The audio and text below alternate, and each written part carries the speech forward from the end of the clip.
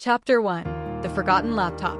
The sun had barely begun to stretch its golden fingers across the quiet streets of San Diego when Olivia Sanders awoke to the faint smell of fresh coffee.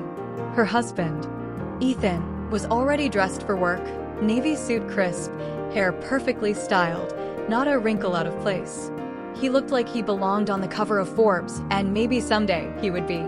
At least, that's what he always said. "Big presentation today," she asked sleepily, brushing her dark curls back as she sat up. He gave her a tight-lipped smile. "Yeah, investors from Shanghai. I might be late tonight." Olivia nodded. She was used to the late nights, the missed dinners, the cold side of the bed. It wasn't always like this. 5 years ago, Ethan was the charming entrepreneur who swept her off her feet, promising a future built together, brick by brick. Now he was more like a storm, handsome, powerful, and distant.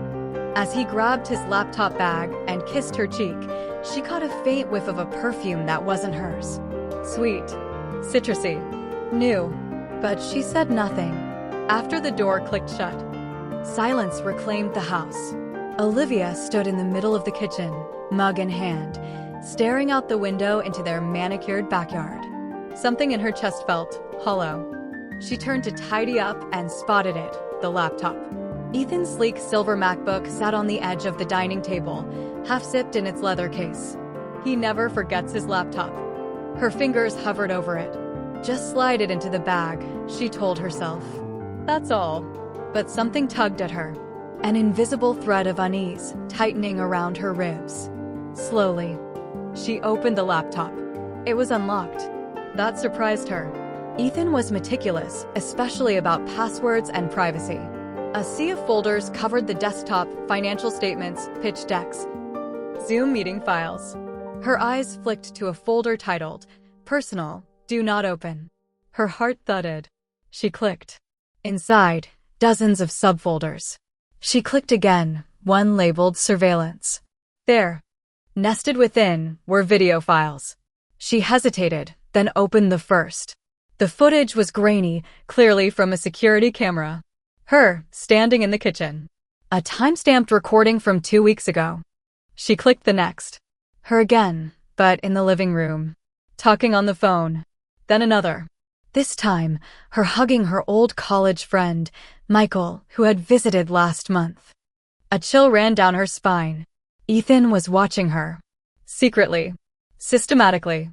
She closed the folder with trembling fingers, ball rising in her throat. This wasn't just paranoia. This was planned. She clicked back to the parent directory. Another folder stood out like a siren, Legal Strategy, Olivia. She opened it. Emails. Memos. Drafts of a divorce petition already filled out. A spreadsheet titled, Asset Distribution Plan. Her name was typed coldly next to no custody and minimal financial support. There were screenshots of fake text conversations. One, showing Olivia texting Michael, "Last night was amazing. Can't stop thinking about it." Her number. Her profile picture. But she'd never written those words. Tears blurred her vision. She clicked again, this time opening a legal memo from a lawyer named David Klein. The subject line made her stomach drop. Evidence package complete. Should guarantee full custody and minimize alimony exposure. Suggest filing by end of month. Olivia shut the laptop. Her legs gave out, and she sank onto the couch, hands trembling around her coffee mug, now cold. It all made sense. The sudden distance, the subtle gaslighting, the way Ethan had begun twisting their son Aiden's view of her. Planting doubts. Telling little lies like, "Mommy forgot to pack your lunch again," when she hadn't. Or, "Mommy's busy with her friends," when she was only working. He'd been playing the long game. And she had trusted him. The betrayal was more than emotional, it was existential. Her marriage, her motherhood, her identity were all hanging on the edge of a razor Ethan had so carefully, so ruthlessly sharpened. She couldn't breathe. And yet, as the first wave of shock passed, something else stirred in her chest. Fire. The slow burn of injustice. The simmering heat of survival. She had loved Ethan with all her heart. She had sacrificed her career, her dreams, her late nights sketching furniture designs in the hopes of building a family. She had trusted him to be her partner, not her executioner. Now she was staring down the truth. He wanted to erase her. But Olivia Sanders was not going to vanish. She stared at the laptop for a long moment, then calmly picked up her phone. "Clara," she said when the line picked up. "I need your help. And I need you to promise me something." Her best friend's voice, groggy but alert, replied, "Anything." "Don't let me cry too long," Olivia whispered. "I've got work to do." Chapter 2: The Golden Cage. The morning after Olivia discovered Ethan's betrayal, the walls of their spacious, modern home seemed colder, more sterile than ever before. Every marble tile, every designer lamp, every minimalist canvas felt like a lie. A curated illusion masking a prison she hadn't realized she'd been trapped in. She stood barefoot in the center of the living room, sunlight spilling through the floor-to-ceiling windows. Everything looked picture-perfect. The living room was arranged just so, coffee table books stacked symmetrically, the cream sofa untouched. Not a speck of dust. Not a single sign of life. It was the kind of home you'd see in Architectural Digest, a place built for admiration, not for love. And she had designed every inch of it. Back when they moved in, Olivia had poured herself into making this house a home.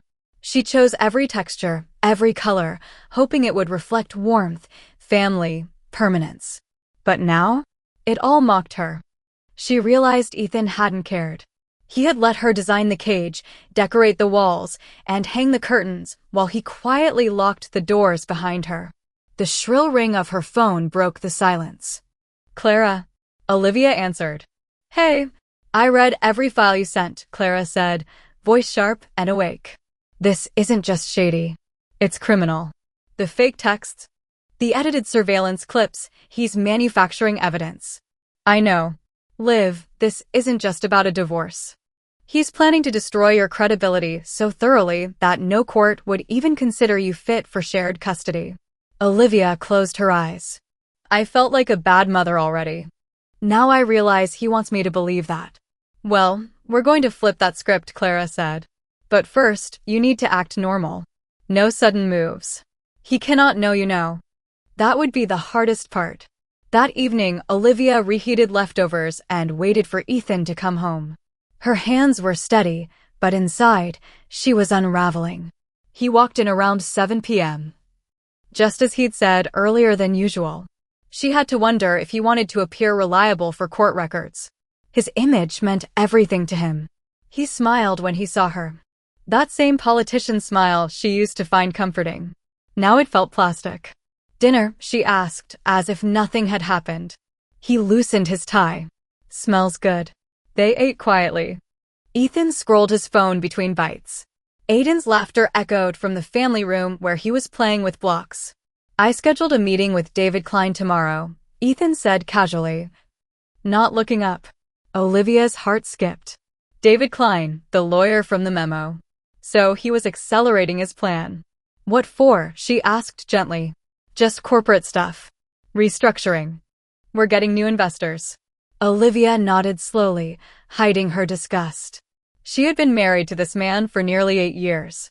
She had slept beside him, held his hand through panic attacks when his company almost went bankrupt during COVID, laughed with him during Aiden's first steps. She had loved him, and now he was sitting across from her, lying through his perfect teeth. After dinner, Ethan offered to put Aiden to bed, another move to bolster his image. Olivia watched from the hallway, her heart cracking at the sight of Ethan gently tucking in their son. For a moment, she envied him. He could turn warmth on and off like a switch.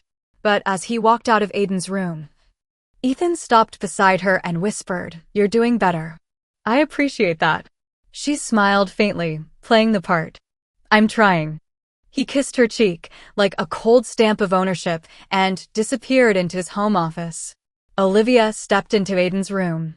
He was half asleep, one hand still gripping his toy rocket. "Mama," he mumbled, eyes barely open. "You're not leaving again, right?" Olivia's throat closed. "No, baby," she whispered, kneeling beside him. Mama's right here. I'm not going anywhere.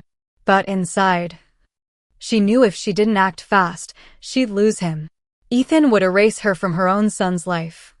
And no amount of bedtime promises could protect Aiden from the slow erosion of truth Ethan was preparing. The next morning, Olivia began to work.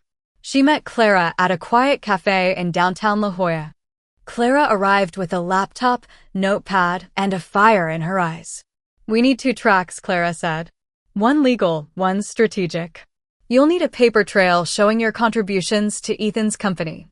Bank statements, emails, design input, anything." Olivia nodded. "And the other? You create distance.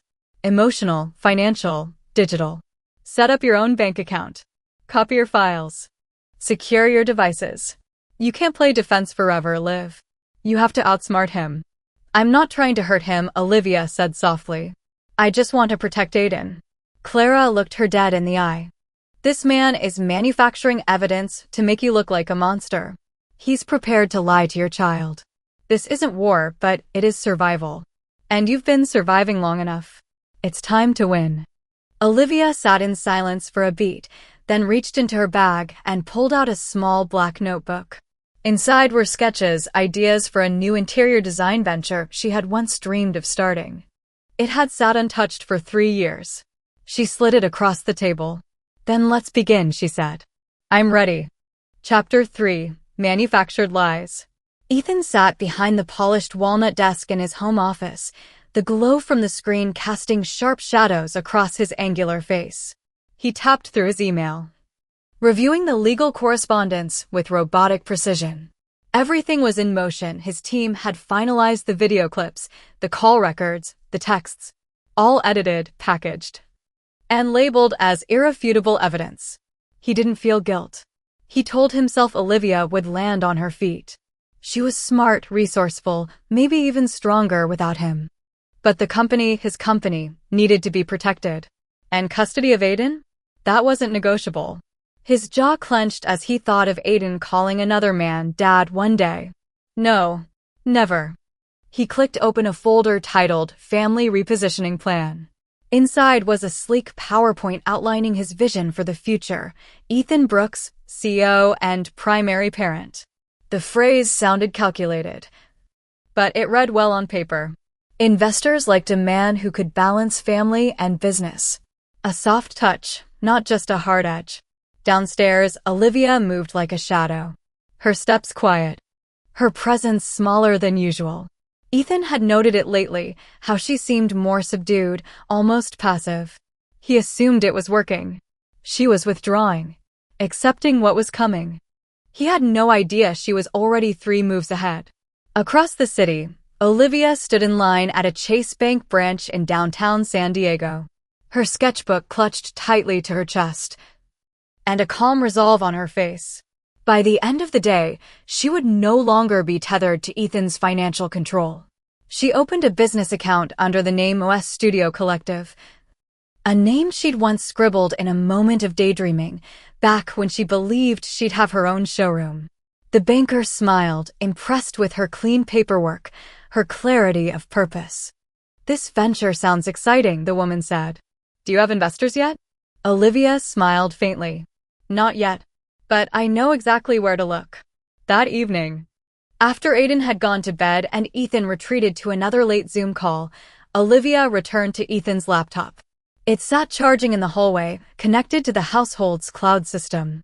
She'd rehearsed this moment all day.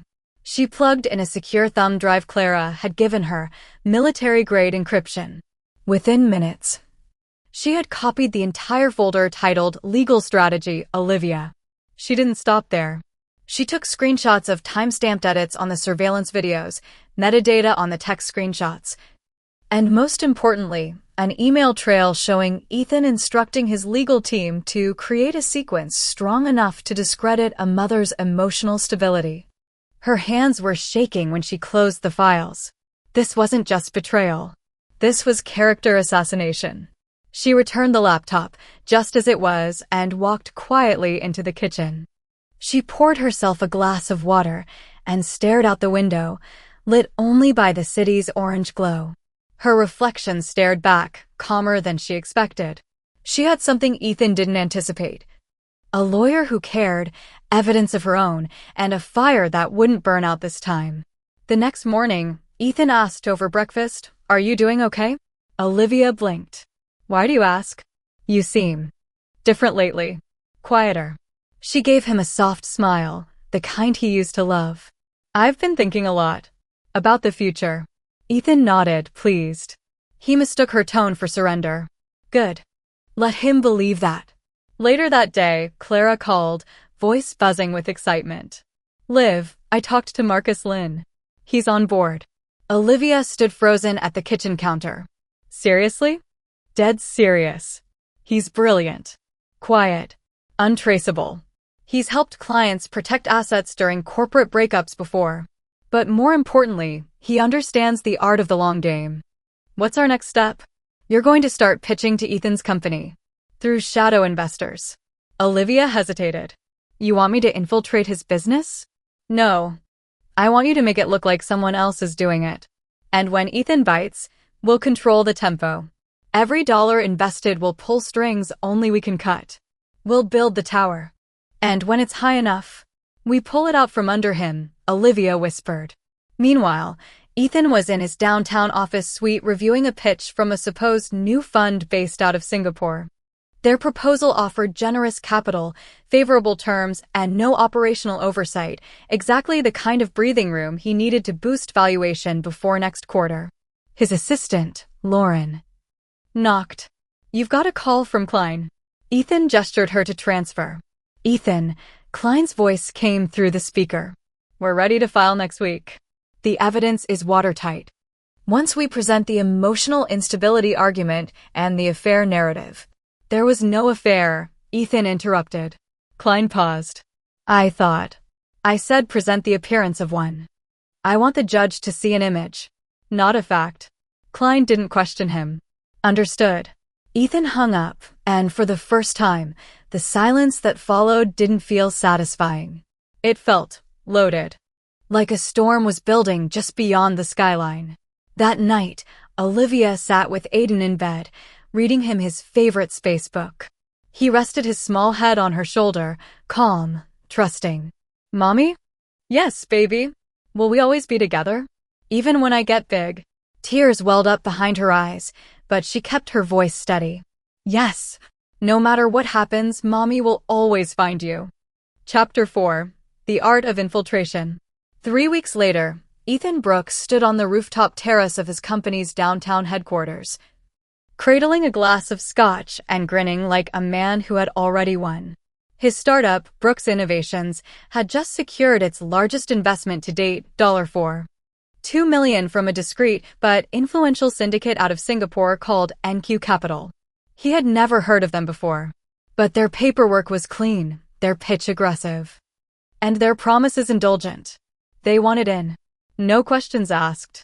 What Ethan couldn't know, was that NQ Capital was a ghost. A masterfully constructed shell. Built from the inside out by Clara, Marcus Lynn, and Olivia herself. Backed by off-record capital, hidden identities, and just enough real-world funding to be credible. The syndicate was designed to appear irresistible to a man like Ethan, greedy for growth, addicted to power, and too confident in his own manipulation to spot a trap.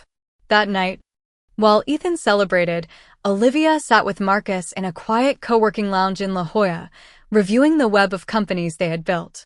Each one appeared independent, an investor here, a silent partner there. All roads, however, led back to her. "Once the money's inside," Marcus said, pointing at a simple chart on his laptop, "he'll restructure. That's when we begin pulling strings." Quietly. Calculated. Clara chimed in from across the table, her phone buzzing with notifications. "I've already got a legal team watching the transfer agreements. If he defaults even once on reports, milestones, or clauses, our contracts trigger automatic reevaluation of ownership. It's in the fine print." Olivia leaned back, her mind racing. There had been a time when this kind of strategy would have felt dirty. Ruthless, even. But then again, so had planting surveillance in your own home and faking an affair to steal a child. She wasn't the villain. She was simply catching up to the game. The next day, Olivia received a carefully encrypted message from an anonymous email. Transaction confirmed.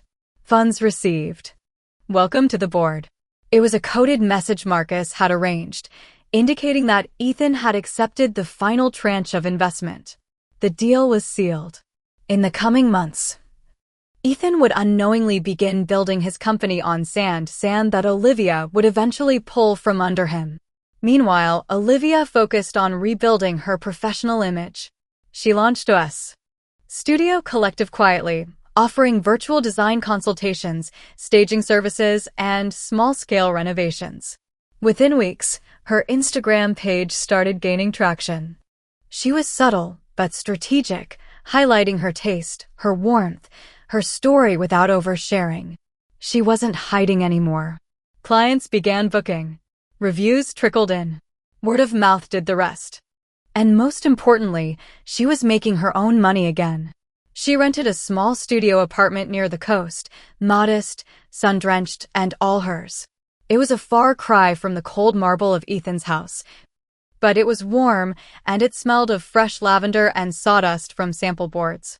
She had missed the scent of purpose. One evening, as she wrapped up a client call, her phone buzzed with a message from Clara. New footage. Sent to the cloud today. Olivia's stomach dropped. She clicked the link. There she was on Ethan's front porch, handing Aiden a backpack during a scheduled visit. She bent to hug her son. He hugged her back tightly. The camera caught the whole thing. But as the footage played on, something twisted. The timestamp had been doctored. The audio had been altered. Ethan had dubbed in a line that made it sound like Olivia was begging Aiden to run away with her. It was clumsy, but dangerous. She pressed pause, her jaw tight. He was still at it. The next morning, Olivia walked into Clara's office with the video queued up. I want to go public, she said. Clara looked up from her notes. That's risky. He'll deny everything. I'm not talking about the footage, Olivia said, sliding a different document across the desk. I want to tell the story of a mother rebuilding her life after being erased. Clara scanned the file. It was a pitch for a feature in Modern Women magazine. Not naming names. No lawsuits. Just a narrative. A quiet declaration of independence. You're ready? Clara asked. I have to be, Olivia said. If I wait for someone to save me, I'll always be a victim. 2 weeks later, the article dropped. Rising from the rubble. A designer's journey from betrayal to rebirth trended on social media within hours.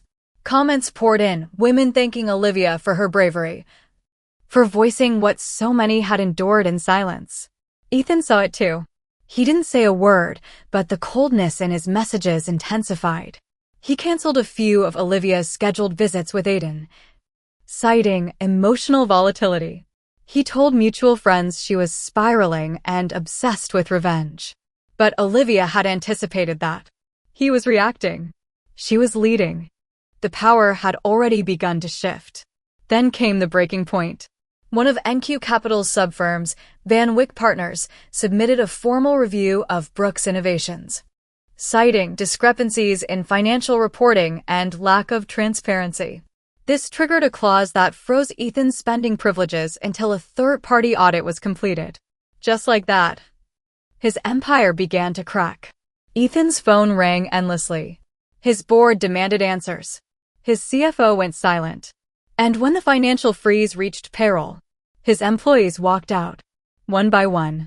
Back in her sunlit studio, Olivia watched the chaos from a distance. She wasn't celebrating, but she wasn't crying either. For the first time in years, she was free. Not just from Ethan, but from the lie of who she had once convinced herself to be. Chapter 5. The Fall. The boardroom was a war zone. Not in volume, but in tension. The silence was thick, laced with suspicion, betrayal, and a hint of fear. Ethan Brooks sat at the head of the long glass table, his navy blazer rumpled, collar loosened. The confidence that once radiated from him like a polished PR campaign was gone. In its place, the slow unraveling of a man who had built his empire on illusion and now watched it crumble under the weight of truth. "I want answers," said Regina Whitmore, one of his lead investors and a shark in stilettos. "Van Wyck Partners cited over a dozen irregularities in your expense reporting, 5 in your hiring documents, and 3 in your overseas transfer channels." Ethan swallowed hard, trying to keep his voice even. "It's a misunderstanding. We're recalibrating our reporting process. A miscommunication between finance and legal." "Then explain why your CTO just resigned this morning," another board member snapped. "And why half of your engineers haven't been paid in 2 weeks." "I'm aware of the delays," Ethan said. "And I'm handling them." Regina's red lips curled into something between a smirk and a warning. "You're not handling anything, Mr. Brooks. You're hemorrhaging trust and capital. And if this audit reveals even one forged signature or undisclosed shell investor..." Her words trailed off. But the threat hung in the air like the blade of a guillotine. Back at his penthouse, Ethan tore off his blazer and tossed it across the room. His living room, once pristine, was a mess. Takeout boxes, empty bottles, folders scattered like leaves after a storm. He poured himself a drink with a shaking hand. Scotch. Neat. The one thing he still had control over. His mind spun. Who had betrayed him? Who had infiltrated the company? And why now, right after the article about Olivia? He tried to ignore it at first. That piece in Modern Women magazine was vague, indirect, anonymous even. But he knew the voice. He knew her words. Olivia. She hadn't just moved on. She had evolved. 2 hours later, Ethan's phone buzzed. A message from his attorney, David Klein. Audit firm requesting access to financial archives from pre-marriage period. IRS may be looped in. We should discuss full asset protection options immediately. Ethan stared at the screen. Everything he'd done to secure control over the company, over Olivia, over Aiden, was now unraveling. He opened his laptop and pulled up the custody agreement. The legal blueprint he'd so confidently architected. His plan had been flawless. Cast Olivia as unstable, unfaithful, unreliable. Use doctored messages. Footage with skewed timestamps. Enlist a judge who valued image and order. But now, the house of cards was collapsing. And Olivia was still standing. Across town, Olivia sat quietly in a cafe. Aiden's favorite picture book in her lap. She wasn't reading. She was waiting. Clara slid into the seat across from her, trench coat damp from the drizzle outside. "You ready for the next step?" Clara asked. Olivia nodded slowly. "He's falling apart." Clara's expression softened. "You don't have to feel guilty. He tried to take your son. He tried to erase your name from your own life." "I don't feel guilty," Olivia said. "I feel sad. Not for him. For Aiden. He'll see the cracks eventually. Then let's help the truth come through the right way." Clara pulled out a document and placed it on the table. A motion for custody reevaluation. Based on new evidence, new income stability, and the deterioration of Ethan's ability to provide a safe and stable environment. The audit will buy us time. The press coverage gave you a platform. But this, Clara tapped the paper. This is your second chance to bring your son home. Olivia stared at the words. Her name, Aiden's name, and the signature line she was about to fill. Her hands no longer trembled. She signed. 3 days later, Ethan was served outside his office. The court date was set for 3 weeks out. He stared at the papers in disbelief, barely hearing the voice of the courier. His name was listed as the respondent. The motion alleged reckless financial behavior, character defamation, and emotional manipulation. He dropped the envelope and leaned against the cold stone wall of his building, breathing hard. He had underestimated her. He had broken her once, and she had rebuilt herself stronger. He thought he'd silenced her, but she had learned how to roar. Later that night, Olivia walked along the beach alone, salt wind tugging at her hair. Aiden's drawing sat folded in her pocket, his latest masterpiece, a stick figure version of their little family. A boy, a mom, and the ocean. He'd drawn himself smiling.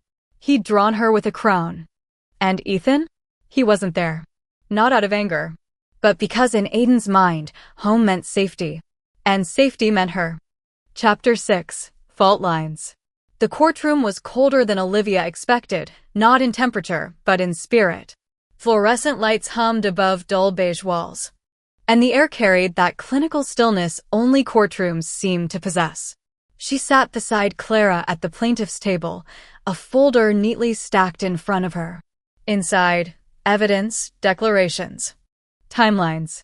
But what Olivia felt in her chest wasn't legal. It was personal. It was maternal. Across the room, Ethan sat flanked by his attorney. A new face since David Klein had discreetly stepped back amid the audit mess. Ethan's eyes met hers for a brief moment, calculated, unreadable. But he looked thinner, paler. The slicked-back charm was still there, but behind it, desperation, thinly veiled. He didn't nod. Neither did she. The judge, Honorable Meredith Huang, entered promptly. Her reputation was fair but stern. Known for her zero tolerance for manipulation and her careful listening in family law cases. This hearing, she began, is to address a motion for custody reevaluation filed by Ms. Olivia Sanders against Mr. Ethan Brooks. Both parties have submitted supporting evidence.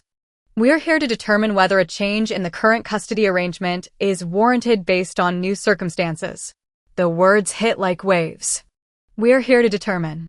Everything Olivia had endured, the betrayal, the nights she wept alone in her small studio, the months of rebuilding, had brought her to this moment. Clara rose first. Calm. Precise. She opened with a declaration. We are not here to destroy Mr. Brooks. We're here because Ms. Sanders has not only rebuilt her stability, but she has uncovered behavior that compromises the integrity of the original custody agreement. Then she presented the evidence, the doctored footage metadata, the fabricated text messages, the email chain between Ethan and his legal team outlining plans to construct a narrative of instability. Each document was projected on the screen for the court to see, each one punctuated by silence. Ethan's attorney objected. These files are out of context. They lack authentication. Clara responded coolly. We have sworn affidavits from a digital forensic analyst confirming their source and manipulation history. If needed, we'll subpoena the analyst. The judge nodded. Motion to accept the documentation provisionally is granted. Olivia exhaled. A crack had formed. Then came her turn. The judge asked Olivia to speak. She stood, hands lightly trembling. Not with fear. With purpose. I am not perfect, she began. But I am a mother. I have always been a mother. Even when I was made to feel invisible. Even when I was told I was unstable, incapable, unfit. Her voice grew steadier. I didn't fight back at first, not because I was guilty, but because I was broken. And I wanted to believe that love didn't turn into war. But when I saw that my son was being used as a pawn in something cruel, I had to become someone who could protect him. She paused, then added softer, even if that meant going to war after all. The judge watched her carefully, but not unkindly. Thank you, Miss Sanders. You may sit. When it was Ethan's turn, he stood confidently. Too confidently. Your Honor, he said. This is not about parenting. This is about resentment. Ms. Sanders is attempting to use my company's temporary financial hardship as leverage. Her evidence is speculative, circumstantial, crafted. Perhaps with the same calculation she accuses me of. He smiled faintly. She was a brilliant designer once. Perhaps she's now designed a compelling story. It was a jab. But the judge didn't flinch. Mr. Brooks, she said, voice clipped. You will have time to respond to each specific allegation. For now, I am reviewing the credibility of both parties. Based on what I've seen, I will allow the custody reevaluation process to proceed. Ethan's jaw tightened. It wasn't a final blow, but it was a crack. Outside the courtroom, Clara turned to Olivia with a small smile. You just won the first round. I don't want to win, Olivia murmured, her voice hoarse. I want what's right. Sometimes, Clara said, those are the same thing. That evening, Ethan sat alone in his apartment, now half emptied of staff and stripped of art he'd sold to cover legal fees. His inbox was a graveyard of investor withdrawals. His CFO had resigned. Payroll hadn't gone through for the third week in a row. And now he was losing his son. He opened the latest version of Aiden's growth log, a folder Olivia had once started to document milestones. It was blank. There had been no new updates since the divorce. He stared at the empty document, the cursor blinking at him like a judgment. What had he done? Back in her apartment, Olivia tucked Aiden into bed. He was with her tonight for the first of many court-ordered interim visits while the case proceeded. "Mommy," he said sleepily, looking up at her. "Yes, baby. Is this dream real?" She smiled and kissed his forehead. "It's just the beginning," she whispered. "And yes, it's very real." Chapter 7. Control Slipping. The first thing Ethan did the next morning was call a PR firm. Not a standard one, not the local boutique that managed soft launches and lifestyle branding. No, this was a crisis management agency in Los Angeles. The kind politicians used. The kind that specialized in repairing tarnished reputations with surgical precision. He sat in a glass-walled conference room overlooking the skyline of downtown LA, dressed sharply, every inch the man he used to be, or wished to project again. "I need a reversal," he told them. "I need my name clean. I need the media to see me as the victim here. A hardworking father who's being attacked by a bitter ex-wife." The lead strategist, a lean woman named Dahlia, crossed her legs and looked him over. "Let me be blunt," she said. "You've been in the news." "Quietly, yes, but there's a narrative forming and not one you control." She tapped her tablet, flipping through the digital version of the Modern Women magazine article. "You didn't sue to have this removed. That makes you look guilty. You didn't release a counter-statement. That makes you look weak. And now you're under audit. That makes you look untrustworthy." Ethan bristled. "I didn't respond because I didn't want to fan the fire." "No," Dahlia said sharply. "You didn't respond because you thought you still held the upper hand. You don't." He sat back, silent. "What we can do," she continued, "is reframe. Controlled media interviews. Photos with your son, if you have any. Professional shots. Public charity donation. Damage control, not denial." "I don't do denial," Ethan muttered. "I win." Dahlia smiled faintly. "Not anymore, you don't. But if you cooperate, we might just salvage what's left of your image." Meanwhile, Olivia was folding laundry in her small but sunlit apartment. Aiden was humming to himself in the living room, assembling Lego rockets. The sound was soft, peaceful, something she hadn't heard in what felt like years. The door buzzed. She opened it to find Clara, holding a file folder and an amused expression. "You won't believe this," Clara said, stepping in. She laid out a few glossy printouts, screenshots from social media, headlines from small blogs and parenting forums. CEO dad faces financial woes. Custody challenge amid bitter ex-claims. Sources suggest ex-wife targeting company after breakup. Brooks Innovations, victim of personal vendetta? Olivia scanned them, lips tightening. "He's playing victim," Clara said. "He's leaking quotes through friends. Subtle enough to be deniable. But we know where it's coming from." Olivia set the papers aside. "Let him talk." "You're not angry?" "Of course I am," she said. "But shouting louder won't change anything. I'm not interested in noise. I'm interested in facts." "In Aiden." Clara leaned against the table, watching her friend. "You've changed, you know," she said gently. Olivia looked up. "You used to cry through emails," Clara smiled. "Now you're outmaneuvering a CEO in court." Olivia exhaled a half-laugh. "I used to be afraid of being forgotten. Now I'm just afraid of becoming like him." Clara's expression softened. "You're nothing like him. And he knows it." Ethan, meanwhile, was busy orchestrating a photo shoot. In a rented park, staged like a candid family day, he posed with Aiden, who was stiff, confused, and clearly uncomfortable. "Smile for daddy," Ethan urged, crouching down. Aiden looked up at him. "Why do we need pictures for strangers?" Ethan faltered. He didn't answer. The photographer kept clicking. Later that day, Ethan posted one photo to his private business account, accompanied by a caption. No matter what storms we face, family comes first. Hashtag fatherhood, hashtag focus, hashtag strength. It was shared widely. But it didn't go as planned. Because within 24 hours, a former employee of Brooks Innovations anonymously commented on the post. Funny. This guy laid off 20 people without severance last month. Hashtag family first. Then another. Maybe spend less time posing with your kid and more time paying your staff. The comment section spiraled. He deleted the post. Back in the courtroom. The judge ordered a court-appointed child psychologist to conduct interviews with both parents and Aiden, standard protocol in custody reevaluation.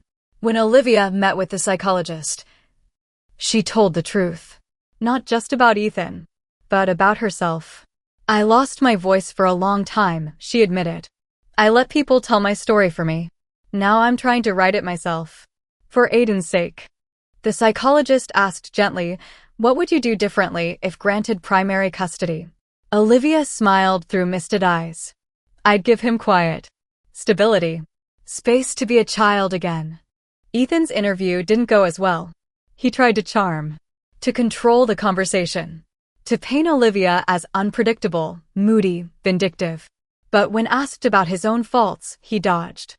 When asked what Aiden feared, he hesitated. I don't know, he finally said. And it was the not knowing that said everything. That evening, Olivia received a message from the child psychologist's office. Aiden's session had gone well. He was open, playful, honest. And before leaving, he had drawn a picture, 3 figures, himself, his mom, and a dog. Olivia didn't have a dog, but apparently it was on the list. At the bottom, in crooked handwriting, he'd written, "This is my home." Chapter 8. Cracks in the Mirror. The mirror in Ethan's bathroom was fogged with steam, but his reflection still stared back, warped, ghostly, unfamiliar. He wiped it with his towel slowly. The man looking back was tired. Dark circles. Unshaven. The kind of face he'd once mocked when pitching himself to investors as unshakable. But now he wasn't pitching. He was holding on. Barely. He turned on the faucet and splashed his face, then stared again. The water slid down his cheeks, but it didn't wash away what he'd done or the gnawing feeling that, for the first time in his adult life, he wasn't in control. He picked up his toothbrush, paused, set it back down, and walked out of the room like a man who didn't recognize his own home anymore. At Brooks Innovations, the once buzzing open-plan office was eerily quiet. The audit had frozen operations, and most staff worked from home, those who hadn't quit, anyway. Ethan stood in his glass-walled corner office, watching the city move on without him. The city didn't care that he was unraveling. The markets didn't care that he'd once been called a tech visionary. He had bet everything on 2 things. The myth of his perfection. That Olivia would break quietly. And both had failed him. Back in Olivia's apartment, she was braiding Aiden's hair for Spirit Week. Today was Crazy Hair Day, and he'd chosen little neon clips shaped like stars. Is this too much? She asked. Stepping back. Aiden grinned in the mirror. It's perfect. He picked up a marker and added a doodle to the whiteboard calendar on the fridge, a smiley face on the court hearing date next week. What's that for? Olivia asked gently. He shrugged. It's the day everything changes. She smiled softly, but didn't correct him, because in her heart, she hoped he was right.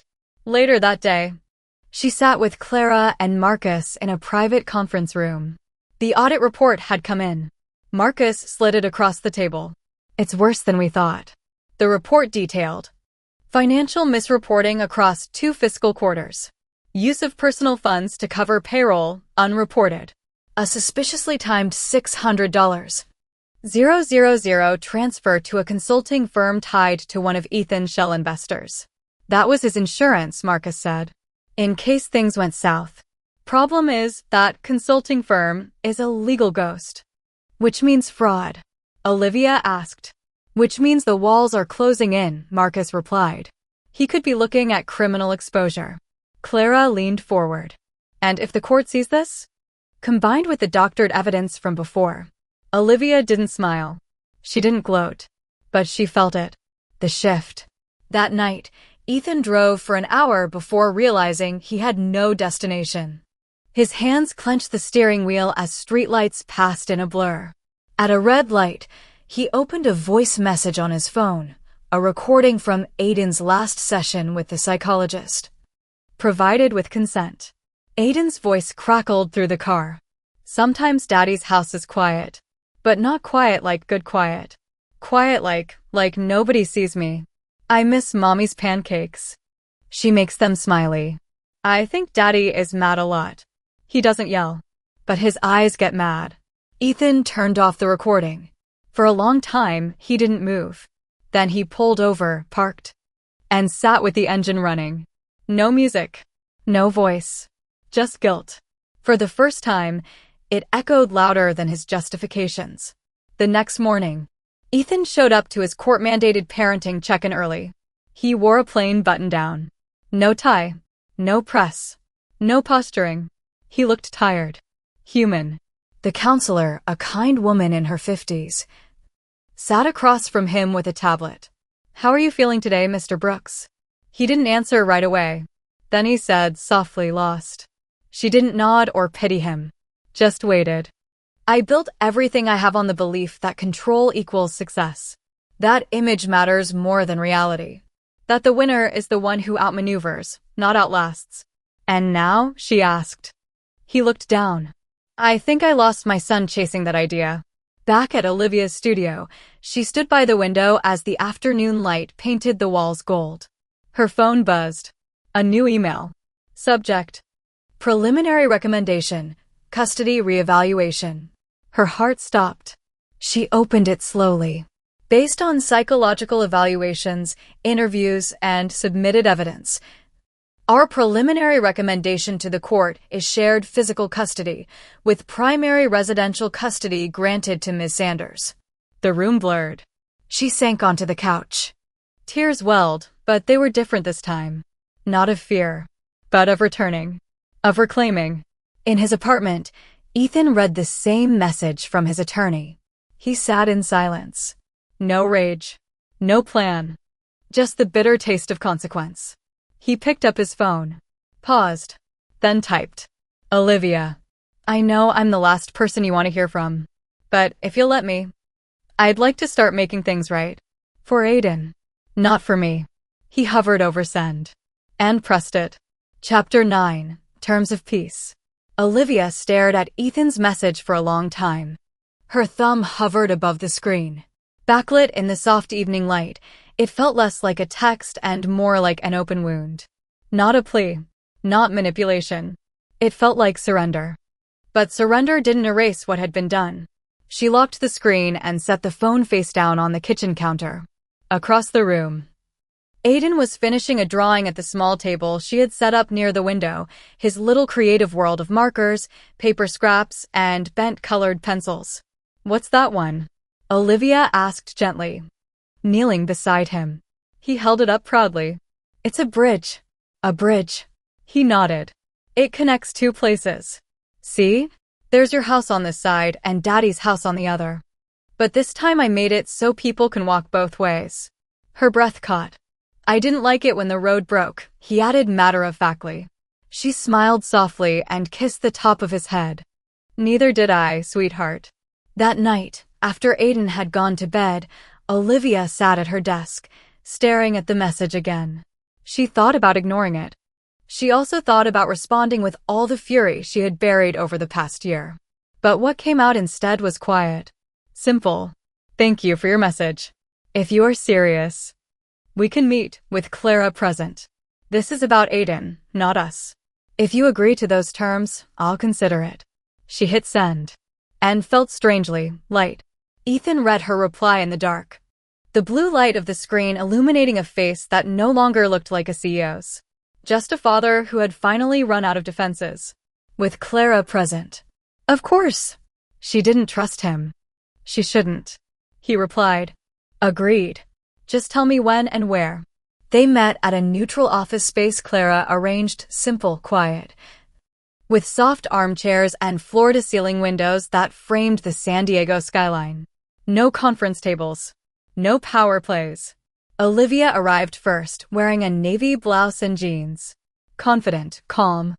A woman who had rebuilt her world and wouldn't let it crumble again. Clara sat beside her, arms crossed, watchful as ever. Ethan arrived 5 minutes later, unshaven. No suit, just a gray sweater and tired eyes. "Thanks for coming," he said, voice low. Olivia gave a small nod. "This isn't personal. It's parental." He sank into the chair opposite them. "Understood." There was a long pause. Clara broke the silence. "Before we start, I want to clarify, this isn't mediation. There's a court ruling coming soon. You're not negotiating custody here. This is a conversation. On Olivia's terms." Ethan nodded. He turned to Olivia. "I wanted to say, I've been wrong. About a lot. Not just what I did to you, but what I became. I don't expect forgiveness. I just want to stop being a source of pain for Aiden." Olivia's jaw tensed slightly, but her voice was steady. "He deserves honesty. Stability. Love without strings." "I know," Ethan said. "And I haven't given him that." He pulled out a small notebook, weathered, pages dog-eared. "I started writing in here. Letters to him. Things I wish I'd said. Things I want to say when he's ready." He slid the notebook across the table. Olivia didn't reach for it. Not yet. Instead, she looked him in the eye. "You tried to erase me, Ethan. Not just from Aiden's life. From my own." He nodded slowly. "I know. I won't ever forget that. And I won't trust you blindly again. But Aiden still loves you. And he needs both of us to grow up whole." She paused. "So here are my terms."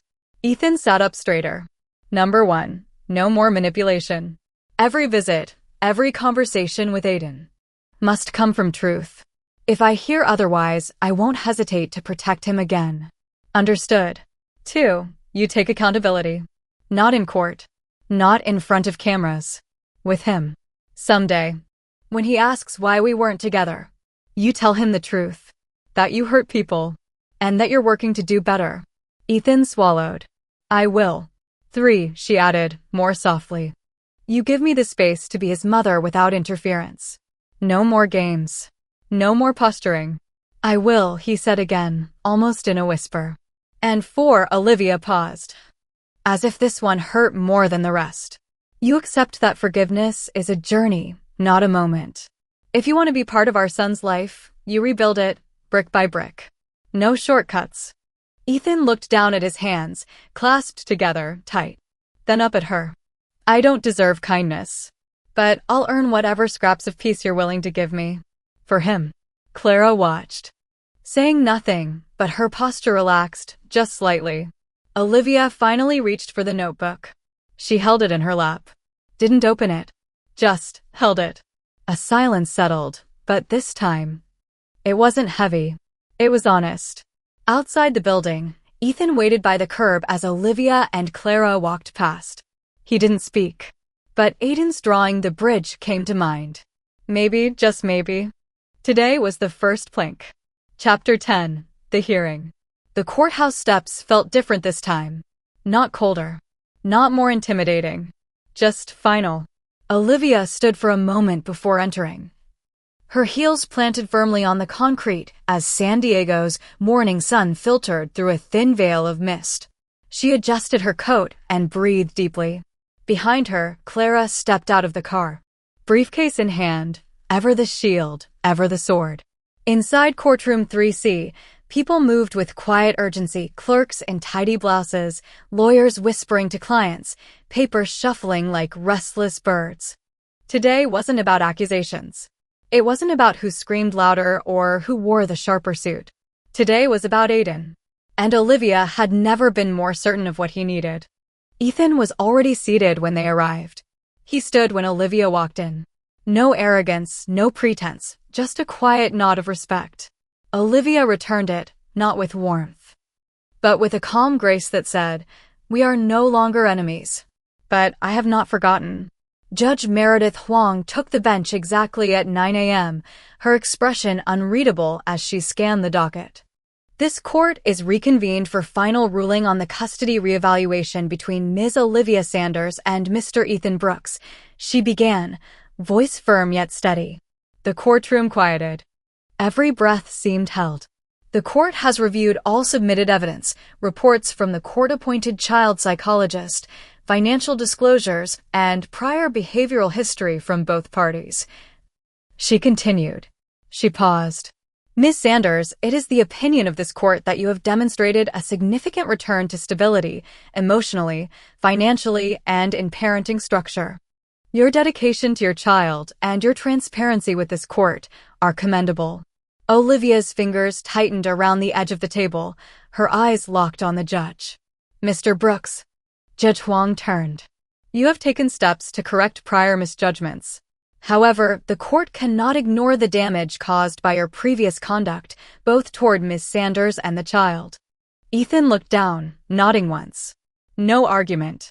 Therefore, the judge concluded, this court hereby awards primary residential custody to Ms. Olivia Sanders, with shared legal custody between both parents. Visitation rights will be structured and supervised until further review in 6 months. The gavel struck once, clean and quiet.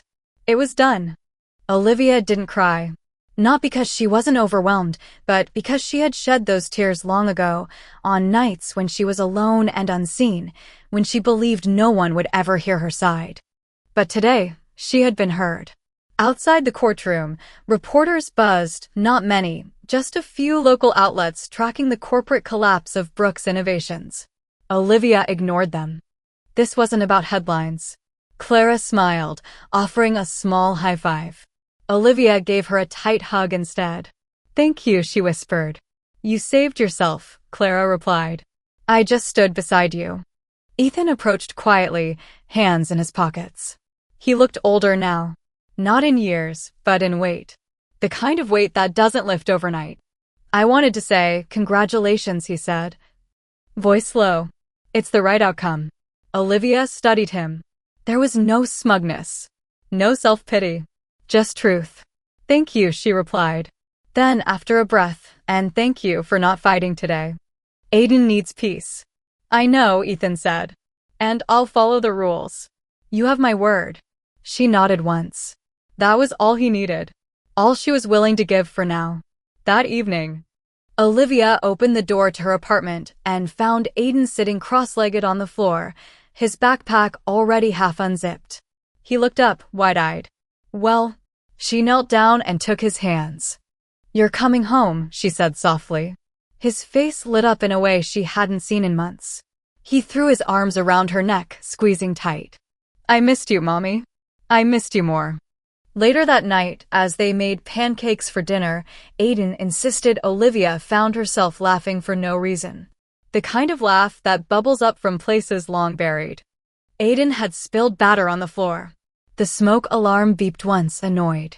The apartment smelled like vanilla and burnt edges.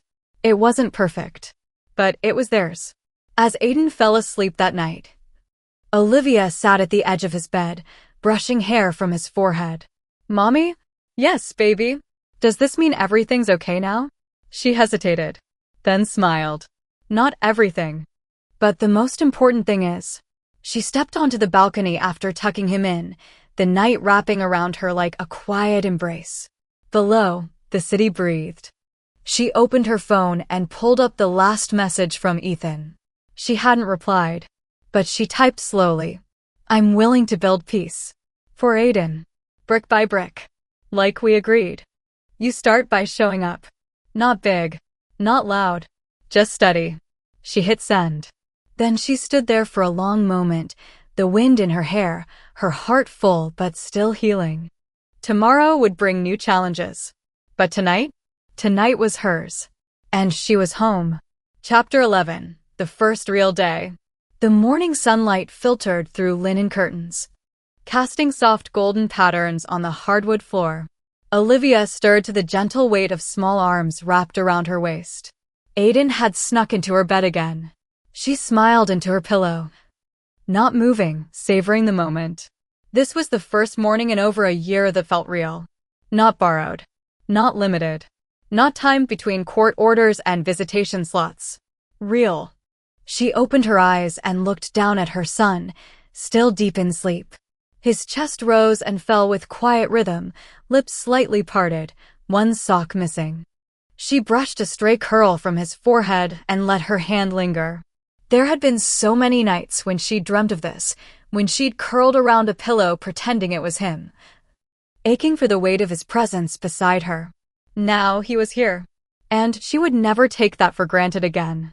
By 7:30, the kitchen was alive with the sizzling of scrambled eggs and Aiden's cartoon narration from the breakfast table. "Mommy, did you know spiders have blue blood?" Olivia raised an eyebrow, laughing. "I did not. Should I be worried about you turning into a spider expert?" He grinned, stuffing toast into his mouth. Maybe. Their small apartment, though not luxurious, was bursting with warmth. Colorful magnets on the fridge, Aiden's drawings lining one side of the hallway, a calendar with sticky notes and stars. It wasn't a mansion, but it was home.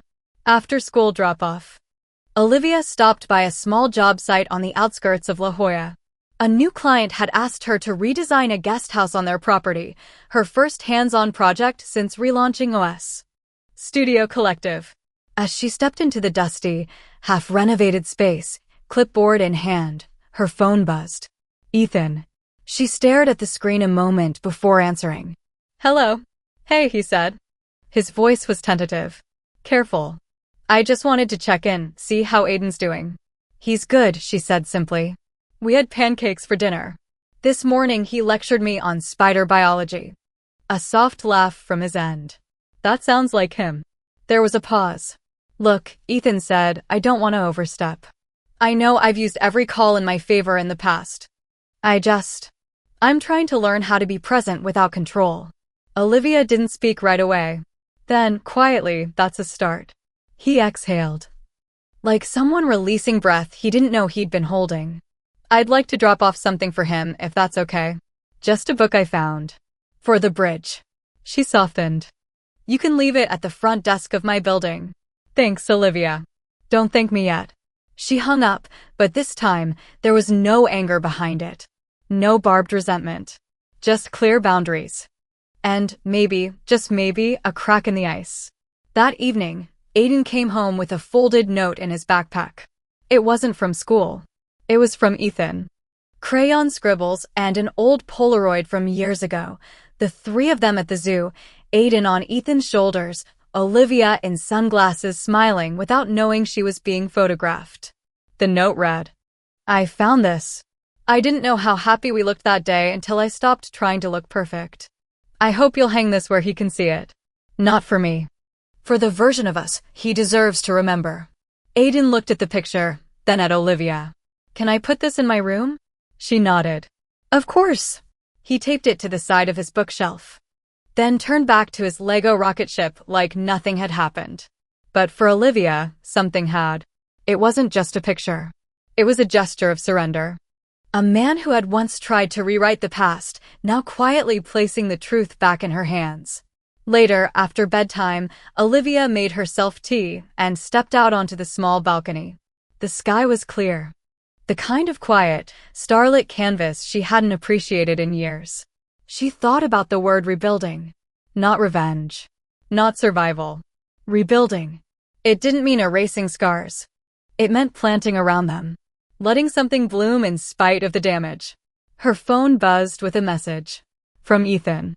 "If you're open to it, I'd like to meet with Dr. Marin again. The court therapist. Not for custody. Just to figure out how to be better." For a long time, Olivia said nothing.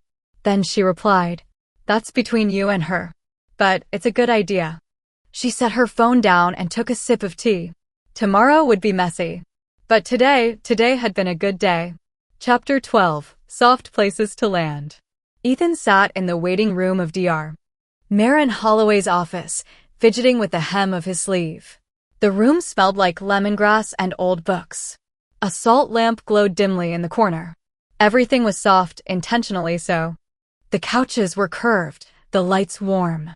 Even the silence felt padded, like the space itself was asking him to stop bracing for attack.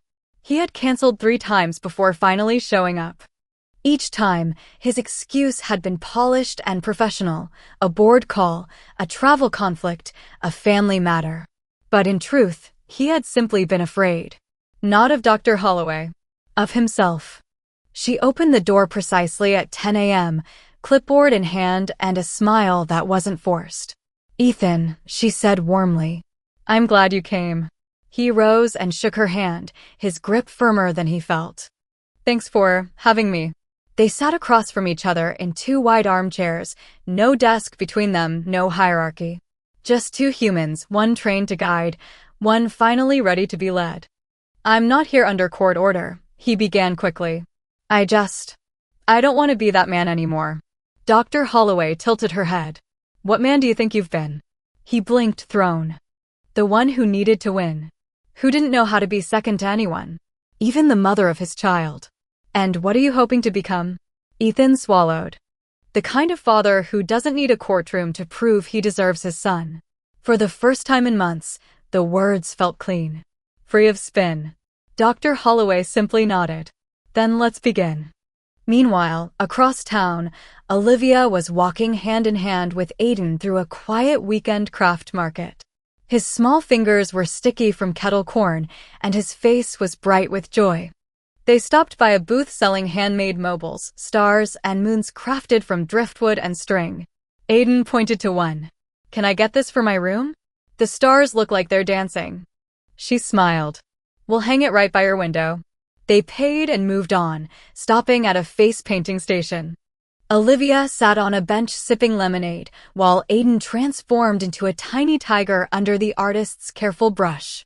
For a moment, she let herself absorb it all. Not analyze. Not protect. Just feel. Back home, Olivia hung the mobile while Aiden brushed his teeth, still growling like a tiger between rinses. When he ran into his room, he stopped and gasped. "It looks like the stars are flying." She turned on a small fan, and the driftwood moon spun gently, casting shadows across the ceiling. "Thank you, Mommy." She hugged him, burying her face in his hair. "You're my whole sky, kiddo." Later that night, while Aiden slept, Olivia received a message from Dr. Holloway. "Hi, Olivia. Just wanted you to know that Ethan attended his first session today. He was open. Honest. Not defensive. It's a start." Olivia stared at the screen. She didn't reply right away. Instead, she looked at the bookshelf beside her couch, lined now with Aiden's books, a few of her old design volumes, and the notebook Ethan had given her weeks ago. She had yet to read it. She picked it up now. On the first page was a letter dated the week Ethan filed for divorce. "I thought winning meant keeping what I built. But I forgot who I built it for. I blamed you because I couldn't face how small I'd become inside my own success. If our son ever asks, I want you to tell him the truth. But I also hope, someday, he'll know that people can come back from the worst versions of themselves. And if not, then at least he'll know you never stopped trying to love him well, even when I made it nearly impossible." Olivia closed the notebook gently. She didn't cry, but she did exhale. Like something deep inside her had shifted, something brittle finally bending instead of breaking. The next morning, Aiden found her sketching at the kitchen table. "Are you drawing the bridge again?" he asked, climbing into her lap. She smiled. "Something like that." He looked at the lines curving across the page: arches, not walls. Open spaces. Gentle shadows. Two homes. One path between them. "It needs stars," he said. "Like the mobile." She handed him a gold marker. Together, they made the bridge shine. Chapter 13: When Fathers Show Up. The first supervised visit was scheduled for a Saturday morning at 10 a.m., held at the Child and Family Center near Balboa Park. The room had soft blue walls, oversized bean bags, a low bookshelf filled with picture books, and a corner set up with wooden toys and puzzles. Ethan arrived 15 minutes early. He didn't wear a suit. No cologne. Just jeans. A plain shirt and sneakers that still looked new, because until now, he hadn't had much use for casual shoes. He was nervous. But not for show. For real. The kind of nerves that don't come from being watched, but from knowing someone finally sees you, and you're not sure if they'll ever look at you the same again. Aiden arrived holding Olivia's hand. He wore a NASA hoodie and his tiger face mask from last week's craft market. His small backpack had a juice box and 2 fruit leathers, even though the center provided snacks. Olivia crouched to meet his eye. "I'll be right outside, okay? Just in the waiting room." Aiden nodded, but his eyes drifted past her to Ethan, standing awkwardly near the toy shelf. "I'll be okay. Mommy," he whispered. Then, after a pause, "I think Daddy looks scared too." Olivia smiled gently. "Maybe he is. You're both very brave." When Aiden stepped into the room, Ethan didn't reach out. He didn't try to scoop him up, or offer gifts, or fill the space with forced conversation. He just knelt to Aiden's level and said, "Hey, buddy." Aiden stared for a moment, then walked over to the shelf and picked out a Lego kit. Ethan followed, sat beside him, waited, not as a leader, as an invitation. For the next hour, they built quietly. Ethan listened as Aiden explained how the rocket boosters should go. He asked questions, real ones, not filler. When Aiden laughed, it was small but real. When the supervisor offered a snack, Ethan waited for Aiden to choose first. No coaching, no hovering, just being. At one point, Aiden asked if he remembered the zoo trip where the monkey stole popcorn. Ethan chuckled. "Yeah, you told the monkey it was rude. Then you cried." Aiden giggled. "You carried me the whole way back to the car." "I remember," Ethan said softly. "That was a good day." They looked at each other for a moment. No past, no verdicts, just a shared memory, untouched by the court. In the waiting room, Olivia sat clutching her coffee, her knee bouncing despite her best efforts to appear calm. Clara arrived midway through and sat beside her, watching her silently for a minute. "He'll be okay," she finally said. "I know," Olivia replied. "But every part of me wants to be in that room. Because you're a mother. And you love him. And because part of you still doesn't fully trust Ethan." Olivia didn't deny it. "I don't think I ever will. But I don't need to trust him with me anymore. I just need to trust him with Aiden." Slowly, Clara nodded. "Then you're doing it right." After the session, Aiden walked out holding a Lego spaceship. His face was neutral, not lit up, but not shut down either. He looked at Olivia, then handed her a crumpled drawing he'd made in the center's art corner. It showed 2 rockets. One larger, one smaller. "They flew together today," he explained. "But they didn't crash." Olivia smiled. "I love that." He looked back toward the door, where Ethan stood watching but not approaching. "I think Daddy was quiet on purpose," Aiden said. "That's a good thing," she said gently. "Quiet can mean listening." Aiden nodded. "I want to go again next week." That night, Ethan sat at his kitchen counter, notebook open, pen in hand. "Today, I didn't tell Aiden what to feel. I didn't perform. I just showed up. I hope it was enough to start." He paused, then wrote, "I used to think being a father was about being in charge. Now I think it's about being the safest person in the room. The one who doesn't flinch when they mess up. The one who stays." He closed the notebook and looked up at the blank wall in front of him. He still had nothing on the shelves. No frames. No signs of life. But maybe it was time to start filling the empty space, not with trophies or press clippings, but with moments that mattered. Across town, Olivia stood in Aiden's doorway, watching him sleep. The nightlight cast soft stars across his ceiling, bouncing off the new mobile. The little rocket ship they built together that evening sat on his bedside table. No words were needed. She pulled the door almost closed, leaving just a sliver of light, soft, warm, steady, like the beginning of trust. Chapter 14. Bridges hold weight. Bridges were beautiful. Olivia knew that better than most. As a designer, she'd always loved their symbolism. Connection, movement, graceful tension. But bridges weren't just poetic. They held weight. And for the first time, she was living that truth. It had been 4 weeks since the court's ruling.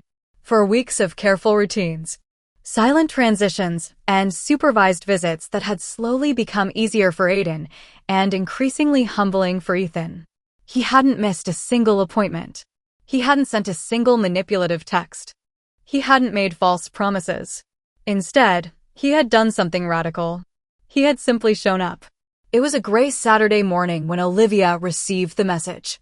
Would it be okay if I brought Aiden his favorite comic book set next week? It's a surprise. No branding. No strings. Just a dad remembering what his kid loves. She stared at the words. It wasn't the gift that struck her. It was the tone. Gentle. Thoughtful. Humble. She typed back. That's fine. Thank you for checking first. And that was that. No over-explaining. No emotional ping-pong. Just cooperation. It wasn't friendship. It was maturity. That evening, Olivia and Aiden sat on the living room rug, piecing together a new puzzle of the solar system. Aiden had entered a space phase, which meant every surface in the apartment now bore galaxies, stars, or tiny rocket stickers. Do you think astronauts ever get scared? He asked, carefully fitting Saturn into place. Olivia smiled. Probably. But I think they do it anyway. Aiden paused. Like Daddy. Her hands stilled. What do you mean? He looked nervous the first time at the playroom. But he stayed. Even when I didn't talk a lot. Olivia looked at her son, his eyes so full of quiet wisdom. Yeah, she said. Like Daddy. At the end of the week, Ethan arrived at the Child and Family Center carrying a small tote bag. No flashy packaging. No theatrics. Inside were 3 vintage-styled comic books Aiden had once loved. Space Voyagers, a rare edition from a local shop Olivia used to take him to. When Aiden unzipped the bag, his eyes lit up. These are the ones I lost. Ethan smiled. I remembered. The supervisor watched from the corner, taking notes. Aiden opened one and climbed into the reading nook, gesturing for Ethan to join him. And just like that, they read together. Page by page. No rush. No tension. Just time. Later, the supervisor emailed Olivia privately. Hi, Olivia. I thought you'd like to know, today was the first time Aiden initiated a hug when his father said goodbye. Progress isn't always loud, but today it was steady. Olivia reread it twice. Then she looked across her apartment, where the same comics were once scattered on the old carpet Ethan had bought back when they first moved in together, when things still held promise. Clara called that night. Are you okay? She asked, sensing something shifting. Olivia exhaled into the phone. I think I am. Because of him? No, Olivia said. Because of me. She walked into Aiden's room, where the boy was fast asleep. A comic book draped across his chest. The stars on the ceiling flickered from the mobile. I'm learning that forgiveness isn't saying what he did was okay, Olivia continued. It's saying I won't carry it anymore. I won't let it shape the way I raise my son. Or how I see myself. Clara was quiet. Then, gently, that's strength, Liv. That's healing. The next afternoon, Ethan sent another message. I know I can never undo the damage. But I also know Aiden deserves parents who can stand in the same room without turning it cold. Would you be willing to do a joint handoff next week? No court monitor. Just us. Small steps.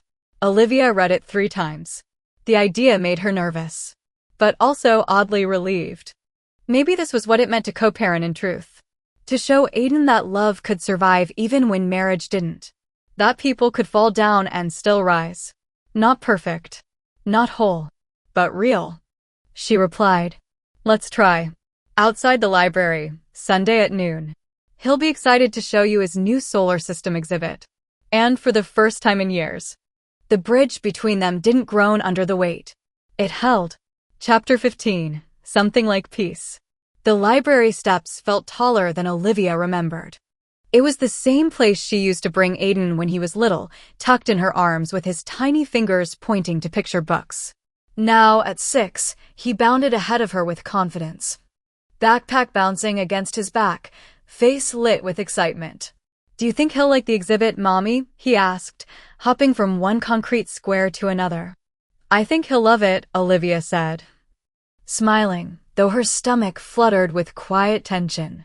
Today would be the first unsupervised exchange. No official eyes. Just hers. And his. Ethan was already waiting by the bench outside the children's wing. He wore a gray zip-up hoodie and jeans, a baseball cap pulled low. No cameras. No drama. Just a man who looked like he belonged in the background and maybe wanted it that way. Aiden ran up to him. "Daddy, I saved you the map. It has arrows and everything." Ethan knelt, taking the crumpled brochure with reverence. "A tour guide and a space explorer? That's impressive." Olivia stayed back a step, watching their interaction like one might watch a fire from a safe distance, warm but unpredictable. Ethan stood and turned to her, tentative. Hi. Hi." The word was short, but it wasn't sharp. "I brought him a jacket. It might get cold in the planetarium room," Ethan said, gesturing to the folded hoodie beside him. Olivia nodded. "Thank you." They stood there in a quiet too complex to name. Then Aiden spoke, loud and proud. "Mommy said we could go together again next week. Right?" Olivia glanced at Ethan, who didn't answer for a beat. Finally, he said, "If Mommy's okay with it, then yes. I'd like that." She looked down at her son, eyes bright, fingers wrapped around the hem of her coat. She nodded. "We'll talk about it." That was enough. Aiden grabbed Ethan's hand and pulled him toward the entrance, waving the brochure like a flag. "Let's go, Daddy. The black hole room is so dark, I tripped last time." Ethan looked back once. Not to gloat. Not to check if she was watching. Just to say thank you, with his eyes. And then he disappeared into the building with their son. Olivia stood for a long time before turning to leave. There was no need to linger. No need to overanalyze. Aiden was safe. And that was everything. That afternoon, she returned home to an unusually quiet apartment. She brewed tea, sat by the window, and picked up her sketchbook. Not for a client. For herself. The pencil moved softly across the page, a bridge. Not yet finished. The arch incomplete. The supports barely penciled in. But it held something this time. Not fear. Hope. At 4 p.m., she heard the knock on the door. Right on time. Aiden burst in. Cheeks flushed, holding a plastic model of Saturn. "It spins," he said, demonstrating. And Daddy didn't even get lost in the gift shop this time. Ethan followed behind him with a paper bag and an easy breath. "He skipped lunch again," Ethan said, handing over the bag. "But he swears he wasn't hungry." "I was busy," Aiden chimed, clearly proud of his celestial conquest. Olivia laughed and crouched down. "Well, Saturn and I both say you still need snacks." Ethan hesitated in the doorway. "I'll head out," he said. "But, thank you." "For what?" she asked softly. "For letting me be part of his world again. Even if it's just one room at a time." She didn't reply, but she nodded. And that was more than he'd earned. It was what she chose to give. That night, Aiden was asleep by 8. Saturn sat proudly on his nightstand, spinning under the glow of his mobile. Olivia sat on the couch with a blanket and her notebook open beside her.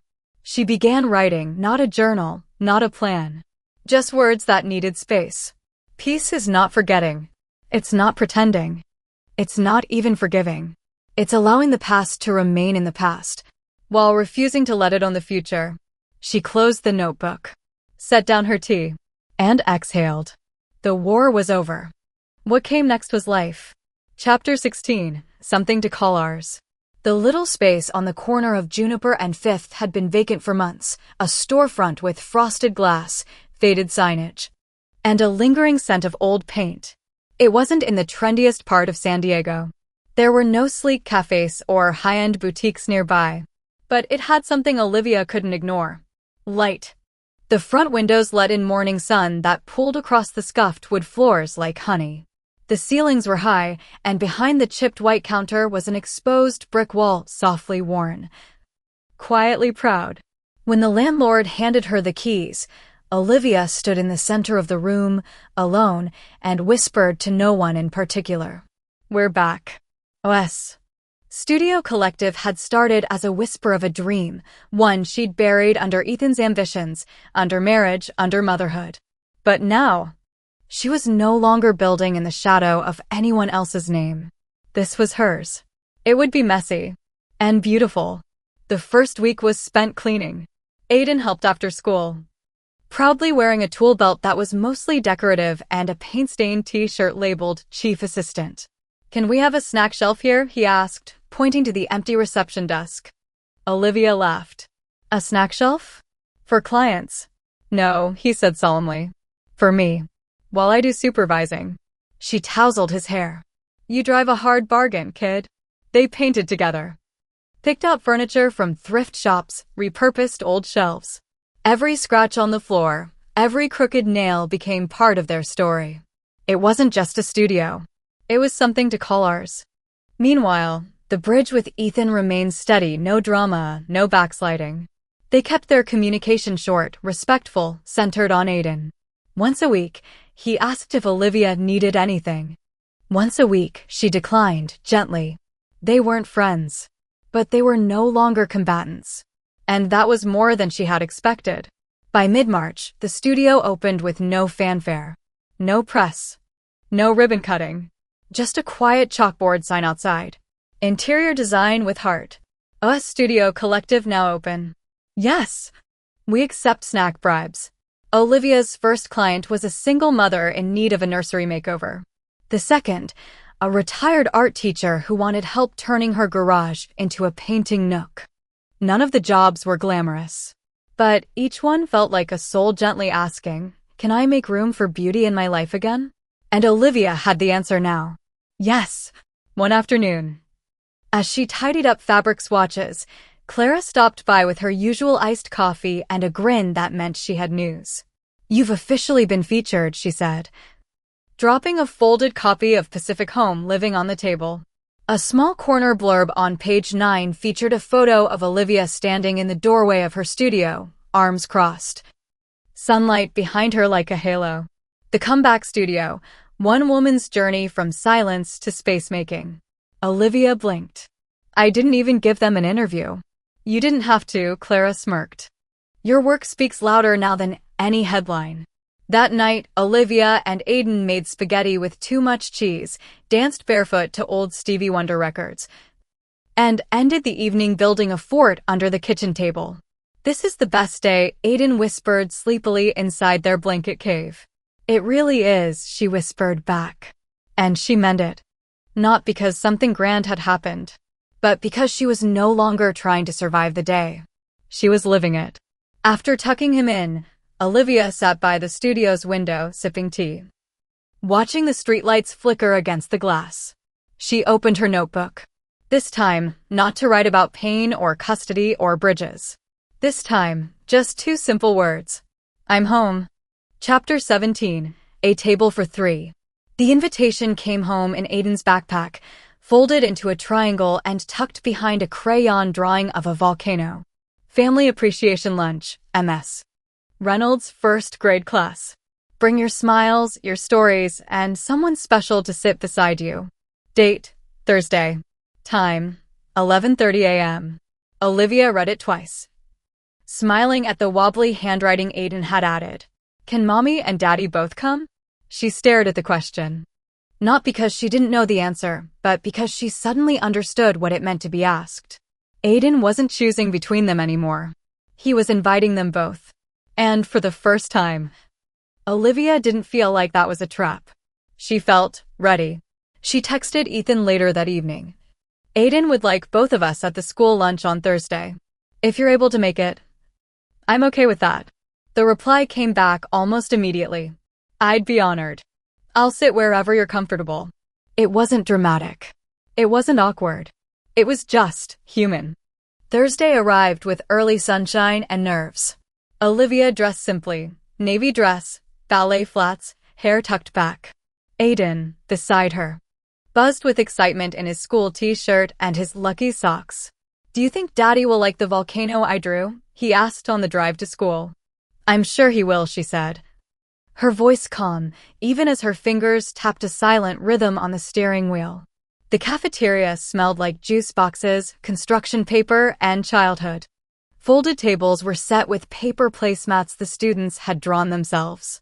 Olivia spotted Aiden's immediately, a rocket ship, a volcano, and stick figures labeled Mommy and Daddy, both holding balloons. She took her seat beside Aiden, heart beating gently but steadily. A few minutes later, Ethan entered. No suit. Just jeans, a button-down, and a hesitant smile. When he saw them, his eyes softened. "Hey, buddy," he said, crouching beside Aiden and offering a fist bump. "This table looks very VIP." "It is," Aiden grinned. "But only if you like cheese cubes and apple slices. Then I'm in." Ethan looked at Olivia. She nodded to the open seat beside her. And, just like that, a table for three. Lunch was small talk, laughter, and shared napkins. Ethan complimented Aiden's drawing. Olivia helped with the stubborn juice pouch straw. Aiden told the same volcano joke 3 times. What do you call a volcano who tells bad jokes? Lovably. It wasn't perfect, but it was peaceful. And Olivia realized something unexpected. She didn't feel out of place. They were no longer a broken family trying to look whole. They were 2 adults who had walked through fire and were now standing on the other side, smoke still clinging to them, but no longer burning. At the end of lunch, Aiden hugged them both tightly. "I want to have lunch with you again next week," he said. Ethan ruffled his hair. "You're gonna make us the most popular parents in the school." Aiden beamed. "That's the goal." They walked out together, 3 steps, then 4, before Olivia gently slowed and let Ethan walk ahead with Aiden. She watched from behind. Not with jealousy, not with regret, but with grace. Outside the school, Ethan turned before heading to his car. "Thank you," he said, "for letting me be part of that." She nodded. "You earned it." He paused. "I know it wasn't always clear, but I'm proud of you, Olivia. I think I lived there longer than you did." "You built it," she said softly. "Of course you stayed longer." He exhaled. "I was so afraid of losing control, I didn't notice I was losing you." "And I was so afraid of losing myself," she replied. "I didn't notice I already had." They both went quiet. No defenses. No apologies asked for or demanded. Just truth. "I read your notebook," Olivia said eventually. "The one you gave me." He turned to her. "Yeah." It was hard to read, but not because it was cruel, because it was honest. And because I think a part of me always hoped you'd write something like that while we were still together. Ethan's throat moved. "I didn't know how. I know that now." She picked up a pebble and rolled it between her fingers. "I don't forgive you because you earned it," she continued. "I forgive you because I deserve to live without the weight." He didn't speak. His eyes shone. And for the first time, Olivia saw what real remorse looked like. Not dramatic. Not desperate. Just quiet understanding. "Thank you for calling me today," he said. "It meant a lot." "I didn't call because I needed you," she said. "I called because I trusted you." "That's a bigger deal than you probably realize." "I do," he said. "And I'll keep showing up. Not for another chance with you." That ship sailed. But to be the kind of father Aiden can look up to, and the kind of man who doesn't hurt the people he loves anymore. Olivia nodded. "Then we're on the same page." They stood slowly, brushing dust from their jeans. The sky above had turned navy, stars beginning to glimmer faintly overhead. Before parting, Ethan paused. "Olivia?" She looked at him. "You really are the strongest person I know."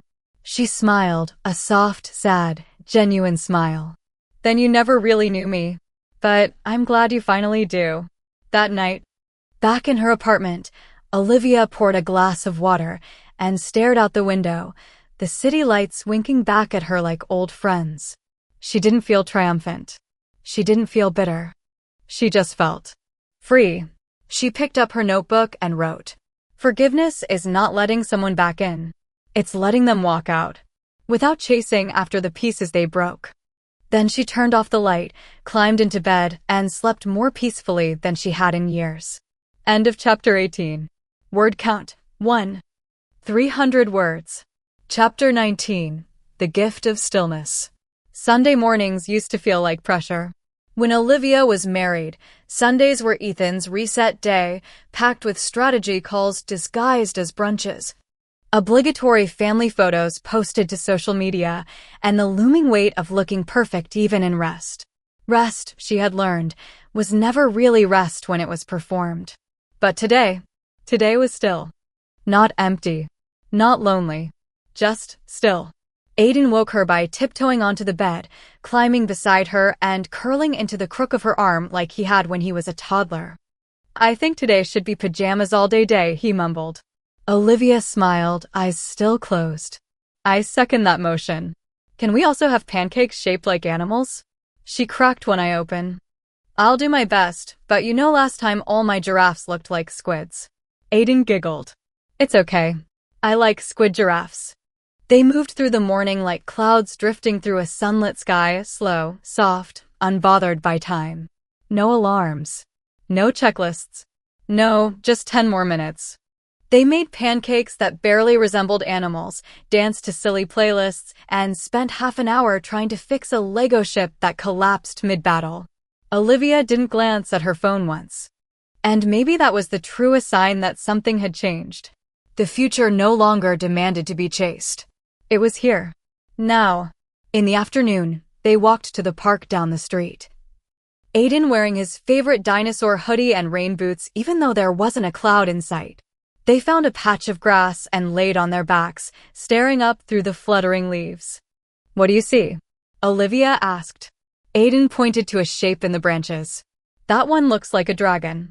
She turned her head, studying the space between the trees. "It kind of does." He turned to her. "What do you see?" She thought for a long moment, then whispered, "Peace." Aiden didn't ask her to explain it. He just smiled and closed his eyes. Later, back at the apartment. Olivia stood in the kitchen rinsing blueberries. Aiden was in the other room, humming as he drew. She didn't feel the usual pull to prepare for Monday. There was no anxious countdown. No hidden storm. Only the warmth of dinner slowly coming together, the hum of the fridge, and the feeling of enough. Not more. Not less. Just enough. After dinner, Aiden climbed into her lap and asked, "Will it always be like this now?" "What do you mean?" she asked. He shrugged. "You. Me. Here. Not having to rush." Olivia smoothed his hair. "I don't know about always. But as long as we protect it. Days like this can keep finding us." He leaned his head against her chest. "I want them too." She kissed the top of his head. "Me too." That night, after he was asleep, Olivia sat at her studio desk in soft lamplight. She opened her sketchbook, not for work, not for planning, just for the quiet release of creation. She drew their little apartment. The blanket fort under the table. The mobile above his bed. Her pencil moved without urgency, without expectation. Each line said, "We are here. We are enough. We are whole." She paused. And in the corner of the page wrote, "Joy doesn't always knock. Sometimes it just waits. Until you're still enough to notice it." Then she closed the book, turned off the light, and stood at the window. The city pulsed below. And for the first time in a long time, she didn't feel smaller than the skyline. She felt part of it. Chapter 20. One last letter. It arrived on a Wednesday afternoon. Tucked inside a slim envelope, no return address, no dramatic markings, just her name. Handwritten in familiar script that was neater than it used to be. Controlled. Humble. Olivia hesitated before opening it. There had been a time when any envelope with Ethan's handwriting would have made her stomach twist. But this time, there was only a quiet curiosity. No fear. No heat. Just space. She slipped the paper out and unfolded the single-page letter. "Olivia. I wasn't sure if I should send this. It isn't an apology. It's not a plea. It's a recognition. I see you now. I see all the ways you held us up when I didn't notice, all the rooms you filled with warmth when I was busy building walls. You weren't just my wife. You were the soul of the life we had. And though I couldn't hold on to that life, I hope someday Aiden knows where his steadiness comes from. That it's something he inherited from you. You don't have to forgive me. You already gave me the greatest gift, the space to grow, even if it meant letting you go. I'm not asking for anything. I just wanted to honor the truth. You were the one who made the house feel like home. I hope you know. I carry that now. Quietly. Thankfully. Ethan *. Olivia read the letter once. Then again. And somewhere in the middle of the second read, she realized something that surprised her. She wasn't crying. Not out of coldness. but because she didn't need to cry. She had already shed every necessary tear on the road to this moment. This letter wasn't a key to reopening anything. It was a seal. A soft, final acknowledgement that some bridges, while never rebuilt romantically, could still stand in quiet dignity. That night, after dinner, Olivia sat on the floor with Aiden, helping him cut shapes out of felt for a school project. He held up a crooked blue heart. "This one's for you." She smiled. "Why blue?" "Because it's calm. Like you. And it matches the stars." She pressed it to her chest. "Then I love it already." He giggled and returned to his scissors. She tucked the letter into her sketchbook, not in anger or nostalgia, but like one might place a pressed flower between pages, delicate, no longer alive, but beautiful for what it once was. Before bed, Aiden asked, "Can Daddy come to the spring concert?" "I want you both there." Olivia hesitated only for a breath. Then, "Yes. We'll both be there." He beamed. "Good. I don't want to sing to just half my heart." And with that, he turned off his lamp, snuggled into his blankets, and fell asleep in less than 5 minutes, peaceful, whole, certain. Later, on the balcony with her tea cooling in her hands, Olivia whispered to the wind, "I forgive you." Not for Ethan. Not even for the letter. But for herself. Because forgiveness wasn't a gift to the past. It was a doorway to tomorrow.